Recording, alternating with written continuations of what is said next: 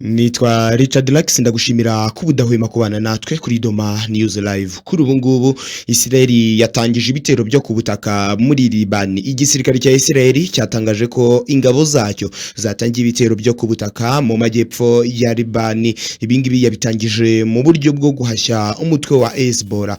Nkuko bitangazwa rero ibi bitero byagabwe ku wa 16 Werurwe 2026 bivugwa ko byari bigamije gushakira umutekano wuzuye abo mu majyaruguru ya Israel. Mu butumwa bwa IDF igisirikare cya Israel yanyujije ku rubuga rwa X yagize iti ibitero byo guhashya Hezbollah cyane cyane mu birindiro by'ingenzi byayo biri mu rugero mu rugo rwo gushyira imbaraga cyane mu bikorwa by'ubwirinzi harimo no gusenya ibikorwa remezo by'iterabwoba no kwica ibyihebe bikorera mu bice bitandukanye cyane cyane ibituruka mu mutwe wa Hezbollah.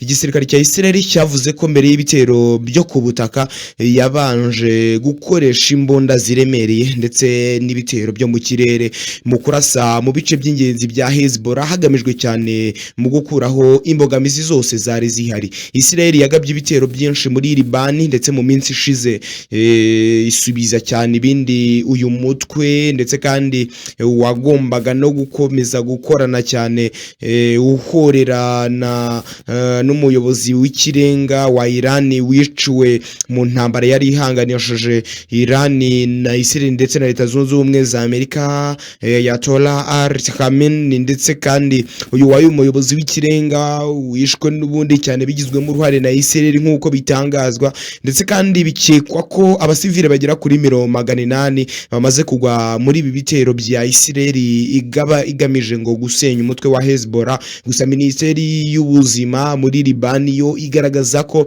abarenga 30 bamaze kubigwamo ndetse kandi mu gihe abandi bakomereka bikomeye cyane. Amakuru avuga ko rero ibikorwa byose byashyizwe mu ruhare na Israel bidahwema kuvugwa ko na Leta Zunze Ubumwe za Amerika bihari cyane. Ibi byose biba bigamije guca intege cyane uyu mutwe wa Hezbollah bivugwa ko ufatanya byihariye na Iran ndetse bikaba bifatanya byimazeyo cyane ndetse kandi bari maze iminsi umutwe wa Hezbollah ugamije kwihorera cyane nyuma y'urupfu rw'umuyobozi w'ikirenga wa Iran Ayatollah ndetse ibyo byose byakorwaga mu buryo bwo kugira ngo bace intege uyu mutwe nk'uko bitangazwa n'igisirikari cya Israel, dore ko ari nacyo cyagize uruhare muri ibi bitero nyuma y'uko bari bakomeresheje ibitero byo mu kirere. Ariko kuri ubu amakuru akaba avuga ko batangiye kugaba ibitero byo ku butaka kugira ngo babashe guca intege uyu mutwe wa Hezbollah.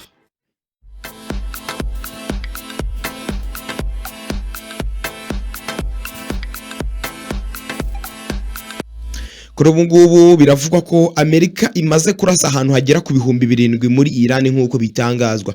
Ingabo za Leta Zunze Ubumwe za Amerika zikorera mu burasirazuba bwo hagati CENTCOM niyo yatangaje ko bamaze kurasa ahantu hagera ku bihumbi 7 muri Iran kuva intambara ihanganishije Iran ndetse na Leta Zunze Ubumwe za Amerika ifatanyije na Israel yatangira. Uyu mutwe wa CENTCOM watangaje ko kuva intambara ya Amerika ndetse na Israel byatangiye kugaba ibitero kuri Iran. Ubwo rero ubwato bunini bugera ku 100 bwa Iran bumaze gusenywa ndetse kandi ni mu gihe indege zayo za gisirikari zimaze gukora n'ubundi ingendo zigera ku 6500 ndetse n'ingendo zikorwa n'igenga n'intambara zirimo nka B1 zirimo nka B2 strength, izi zose strength bomba ndetse n'izindi zoherezwa mu butumwa butandukanye isaha ku yindi. Bivugwa ko rero izi ndege zigera ku 6500 harizo zimaze kugaba ibitero mu bice bitandukanye bya Iran ndetse kandi mu itangazo uyu mutwe washize hanze ni itsinda ry'ingabo za Amerika rishinzwe uburasirazuba bwo hagati. Iri tangazo rero bashyize hanze bavuze ko ingabo zabo ziri kurasa ahantu hatandukanye mu bice bitandukanye, ndetse kandi mu guca intege inzego z'umutekano za Irani, ndetse zibanda cyane ku hantu hateje ibibazo. Ariko nubwo bivugwa bityo, nubwo bimaze bityo, ariko Donald Trump we mu kiganiro yagiranye mu bihe bishize yatangaje ko atishimiye minisitiri w'intebe w'Ubwongereza wavuze ko igihugu cyabo kitakijandika cyane muri iyi ntambara bahanganyemo na Irani. Ndetse Trump yongeyeho ko ibihugu bitandukanye bigomba gushyigikira umutekano ndetse n'umuyoboro wa Hamas kugira ngo ifatwa cyane nk'inkingi cyane y'umuyoboro w'ibikomoka kuri peteroli. Trump rero yavuze ko byanze bikunze ibihugu byose by'i Burayi byagombye kuba bishyira imbaraga cyane muri uyu muhoboro kugira ngo ube wafungurwa. Uyu muhoboro wa Hormuz, uyu ni umuyoboro unyuzwamo ibikomoka kuri peteroli bingana na 20% bikoreshwa ku isi yose. Iyi nzira rero ntitekanye kuko Iran ihora igaba ibitero ku bwato bwose bunyuze cyane ubutari ubw'igihugu cy'inshuti cyayo. Ndetse Trump we yanavuze ko ibihugu muri NATO byose nibitifatanya hazaza nibitita cyane ku hazaza habyo n'ubundi bizakomeza birasweho. Ndetse kandi abinyujije yanabajijwe cyane niba iyi ntambara n'ubundi barimo izarangira muri iki cyumweru. Gusa Trump we yavuze ko yaragize ati ntabwo mbitekereza, ariko ishobora kurangira vuba, ntabwo izafata igihe kirekire nk'uko abantu babitekereza. Gusa kandi yavuze ko yagombaga kurasa kuri Iran kugira ngo igire uruhare cyane mu kuzanira isi yose amahoro nyuma y'iyi ntambara. Ndetse kandi yashimangiye ko izi ndege zirimo iza B2 member bomba izi zose yakoresheje mu bitero yagabye cyane kuri Iran mu mwaka ushize.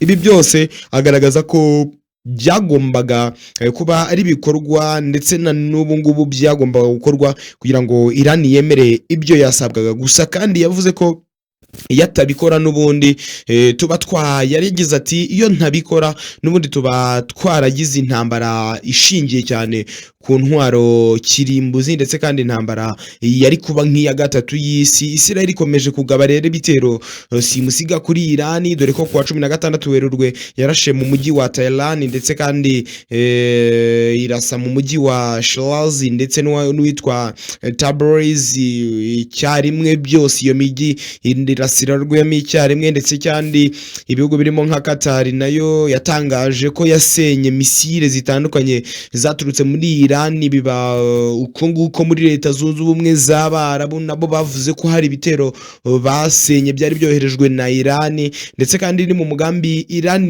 yahize ko igomba kurasa ku birindiro ibyo ari byo byose bya Leta Zunze Ubumwe za Amerika, cyane ku bihugu biri mu burasirazuba bwo hagati. Ibyo ari byo byose bifite ibirindiro bya Amerika, Iran yahize ko igomba kubirasaho.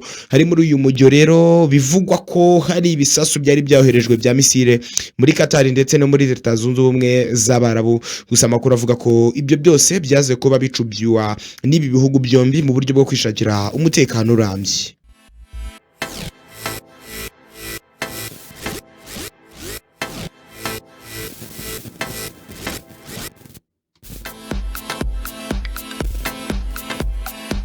Kuri ubu ngubu nyuma y'uko ibiciro by'ibikomoka kuri peteroli bikomeze kuzamuka umunsi ku wundi, ndetse kandi ibi byose bikaba bifite bihuriye n'intambara ihanganishije Leta Zunze Ubumwe za Amerika ifatanyije na Israel bahanganyemo na Iran.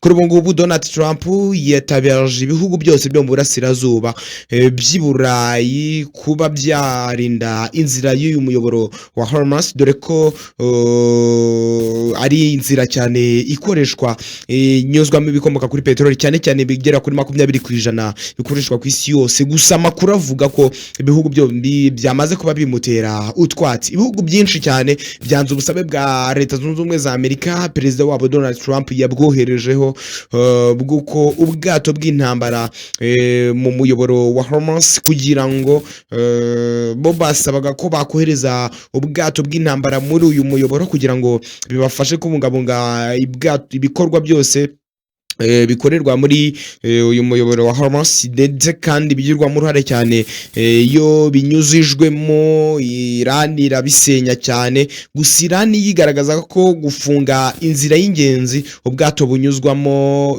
bikomoka kuri peteroli hari uburyo bwo kotsa Amerika ndetse na Israel igitutu kugira ngo bihagarike cyane intambara byashoye kuri Tehran kuva ku itariki 28 Gashyantare 2026, ndetse kandi tariki ya 14 Werurwe nibwo Trump yatangaje ko Iran nikomeza kugaragaza gufunga inzira ya Hormuz bungubu bwato bw'intambara buri kwitambika buzaraswa rwose, ndetse kandi aboneraho no gusaba ibihugu byinshi cyane gufasha Amerika kurinda umutekano w'uyu muyoboro. Gusa ibihugu byo mu bihugu Trump yose yasabye ubufasha harimo nk'Ubushinwa, Ubufaransa, Ubuyapani ndetse na Korea y'Epfo, Ubwongereza ndetse n'ibindi binyuzwamo uyu muyoboro cyane cyane. Yavuze ko uyu muyoboro ubwato bwinshi butwara ibikomoka kuri peteroli bunyuzwa ahangaha. Gusa kuri tariki ya 16 Werurwe umuvugizi wa Minisiteri y'Ububanyi n'Amahanga w'Ubushinwa yitwa Lenja yavuze ko Amerika na Israel bikwiye guhagarika intambara mu bikorwa byo kurinda ndetse no guhagarika bituma byose uramuyoboro udakomeza gukoreshwa. Yavuze ko Ubushinwa burongera gusaba impande zose guhagarika ako kanya ibikorwa bya gisirikare, kurinda ndetse no kwinyereza no kwenyegeza umwuka mubi hagati y'ibihugu byombi. Ibi byose rero bivugwa ko ibihugu byagombye kuba bihagarika intambara nk'uko bitangazwa n'Ubushinwa. Ibi byari mu mujyi wo kwereka Leta Zunze Ubumwe za Amerika ko bo batagishyigikiye iyi ntambara, ndetse kandi ko badazashyira imbaraga cyane mu kuba bagira icyo babikoraho. Siwe gusa kuko Minisitiri w'Intebe w'Ubuyapani yitwa Saneya Takeshi yatangaje ko igihugu cye kiri mu gusuzuma kugira ngo kirebe icyo cyakora cyane hashingiye ku mutekano wacyo, ndetse aca amarenga ko agomba kohereza ubwato bw'intambara muri uyu muyoboro wa Hormuz bidasubirwaho, ndetse kandi yavuze ngo niturafata neza icyemezo cyo kohereza ubwato, ubu turi gusuzuma niba koko Ubuyapani bwakora ku giti cyabwo, ndetse ibi bukaba Ubuyapani bwabikora bugamijwe kuba bwarinda uyu muyoboro wa Hormuz. Ndetse kandi na Minisitiri w'ubwikorezi nawe muri Australia yitwa Catherine King nawe yagaragaje ko nubwo kohereza ubwato bw'intambara muri uyu muyoboro wa Hormuz ari ingenzi, gusa igihugu cyabo cyo kitakabikorera kubera gusa Trump, ahubwo bo babikora kubera ubusabe bwe kuko yemeye kugira icyo asaba. Yagize ati turabizi ko ari ngombwa cyane ariko ntitwabisabwe ndetse kandi ntituzanatanga iyo umusanzu kuko nta busabe bwa Trump twegeze tubibonamo. Bisobanuye ko rero kuba twakoherezayo ubufasha twe biri kure cyane. Ndetse kandi na Leta ya Korea y'Epfo yatangaje ko iri gusuzuma cyane ubushobozi ndetse n'ubusabe bwa Donald Trump. Ubwongereza nabwo buca amarenga ko budateganya kureba ubundi buryo ndetse kandi bwatangamo umusanzu kugira ngo umuyoboro wa Hormuz ukomeze gukora. Ibihugu byombi ndetse n'ibiri mu Bwongereza nka Minisitiri waho yitwa Edi Milamba yasobanuye ko icyemezo igihugu cye kizafata kizashingira cyane ku mwanzuro uzafatwa cyane ni mu biganiro kiri kugirana n'ubufatanyabikorwa babo barimo ibihugu bigize umuryango w'ubumwe w'ibihugu by'i Burayi European Union ndetse na Minisitiri w'Intebe w'Ubwongereza yitwa Keir Starmer yashimangiye ko bagomba kugira icyo babikoraho. Yavuze ngo turi gukorana n'ubufatanyabikorwa barimo Uburayi kugira ngo n'ubundi rushyireho uburyo bwihariye ndetse kandi ku butaka bwo gukomeza kugenzura ibiri kubera hariya nyuma y'uko ibyo byaba bibaye hari icyo twashingiraho cyane tugira icyo dukora. Minisitiri yakomeje avuga ko n'ubundi Ubwongereza nabwo bugomba kugira icyo bikora kuri iki ngiki, gusa ibyo ngibyo batagomba kubikora gutyo gusa ahubwo bagomba kugira icyo bashingiraho. Gusa kandi ntago ari bo gusa kuko Minisitiri muvugizi wa guverinoma y'Ubudage yitwa Stephanie Carles yavuze ko Trump n'umuryango wa NATO ntaho uhuriye n'iyi ntambara, bityo rero ko adakwiye kutega iminsi ashingiye cyane ku ntambara Amerika ihanganye na Iran bafatanyije na Isiraheli. Ndetse kandi Minisitiri w'ububanyi n'amahanga wa Isiraheli yitwa Abba al-Ghanshi yatangaje ko bitangaje cyane kuba Amerika iri gusaba ubufasha bwo kurinda umutekano muri Hormuz, umuyoboro unyuzwamo ibikomoka kuri peteroli bigana na 20% yikoreshwa ku isi hose. Ashimangira ko ibihugu byatangije iyi ntambara bisobanuye ko nta bandi banzi iri byo uretse byo byonyine, bisobanuye ko niba aribo batangije intambara bagombye kuba bayirwana ndetse bakishakira n'uburyo bwo kuyitsinda nk'uko byatangajwe na Minisitiri w'ububanyi n'amahanga wa Iran.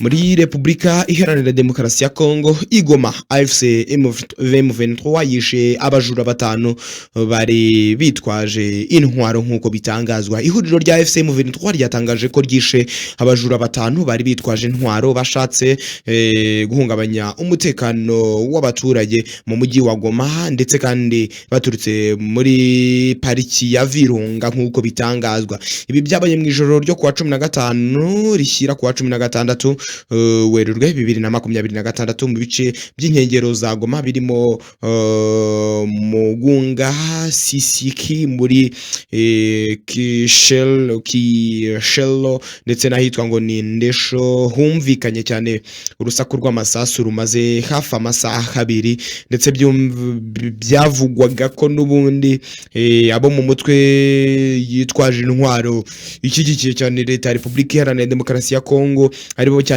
bateguye iki gikorwa ndetse kandi bivugwa ko byaturutse muri pariki y'Ibirunga ndetse AFC M23 ihangana nabo ku kigero kugeraho n'ubundi baje kwicwa n'ubundi abaturage bo mu bice bitandukanye bivugwa ko bagize uruhare cyane mu gutanga amakuru. Gusa AFC M23 n'ubundi yasabye abaturage kuba maso kugira ngo barwanye bugizi bwa nabi ndetse kandi bakanatanga amakuru ku gihe y'ibishobora kuba byabagiraho ingaruka. Ibi ngibi bizabafasha kubungabunga umutekano wabo ndetse bakabaho batuje nk'uko byatangajwe n'abagize AFC M23.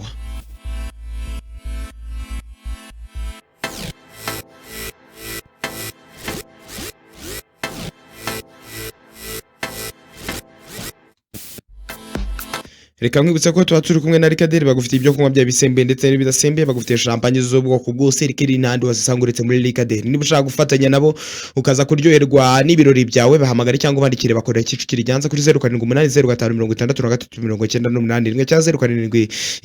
0779151023 ubundi bakavuga ngo Lika and Wine Store arukorike and nani arukorike beverage selling and delivery. Turi kumwe na promotion nziza cyane guturuka muri Doma News Live aho kwamamariza ibikorwa bye mu gihe cy'amezi 3 ku buntu. Niba ushaka kugera ku kwamamara ibikorwa bye bikamenyekana nta yindi numwa uretse Doma News Live, dore ko ari abambere mu cyo twita digital marketing and advertising.